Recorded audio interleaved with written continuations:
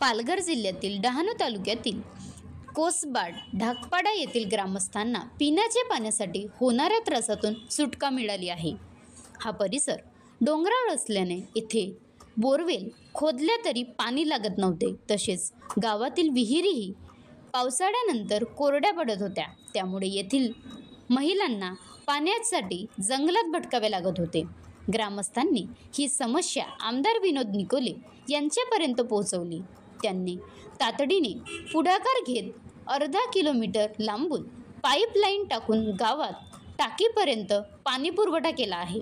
त्यामुळे ग्रामस्थांची पाण्यासाठीची पायपीट थांबली आहे व नागरिकांना दिलासा मिळाला आहे। या प्रसंगी उद्घाटन सोहळ्यास विविध मान्यवर उपस्थित होते। डॉक्टर विलास जाधव, कृषी अधिकारी कैनाड, सरपंच नूतन चिपाल, सदस्य अमिता दळवी, तारा करबट, विजय वाघात, दीपक कोंद्या इत्यादी मान्यवर उपस्थित होते। तसेच ग्रामस्थांनी आमदार विनोद निकोले आणि प्रशासनाचे आभार मानले असून या नवीन पाणी पुरवठा योजनेमुळे गावातील महिलांची व ग्रामस्थांची मोठी समस्या तुटली आहे। महाराष्ट्र लाईव्ह न्यूज, शैलेश तांबडा, राज्य प्रतिनिधी, पालघर। सांगितलं की जल हे जीवन आहे आणि जल शिवाय या पृथ्वी तलावर एकही सजीव हा जगू शकत नाही आणि हा जीवच पाण्यापासून निर्माण झालेला आहे आणि अतिशय अत्यावश्यक मनुष्य जीवनासाठी जी गोष्ट आहे ते पाणी आहे। त्याच्या सुविधा ही गेल्या काही काळापासून आपले ढाकपाड्याचे सर्वच बांधव पाण्यासाठी थोडंसं त्यांना वनवन फिरावं लागत होतं, परंतु त्या ढाकपाड्याचे ग्रामस्थ खास करून त्याच्यामध्ये संसद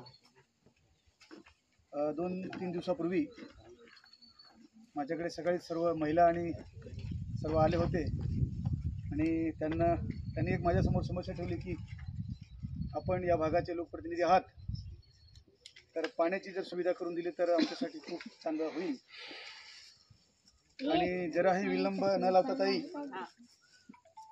मी त्यांना लगेच होकार दिला आणि सांगितलं की लगेचच आपण ही व्यवस्था करूया एका दिवसात, क्षणात एका दिवसात, ठीक आहे। आणि आज त्या पाण्याची व्यवस्था या ठिकाणी झालेली आहे। त्याच्या उद्घाटनाप्रसंगी स्टेजवरील सर्वच मान्यवर, सर्व आपण ओळखतो, आपण सर्व गावातले आहोत आणि उपस्थित सर्व भगिनी ग्रामस्थ। बनवा व्हिडिओ, पाठवा व्हिडिओ, आम्ही तुमच्या न्याय हक्कासाठी लढा देऊ। ताज्या बातम्या व घडामोडींसाठी पाहत राहा फक्त महाराष्ट्र लाईव्ह न्यूज। आजच आमच्या चॅनलला सबस्क्राईब करा, शेअर करा, कमेंट करा आणि हो, बेल आयकॉन दबायला विसरू नका। जय महाराष्ट्र।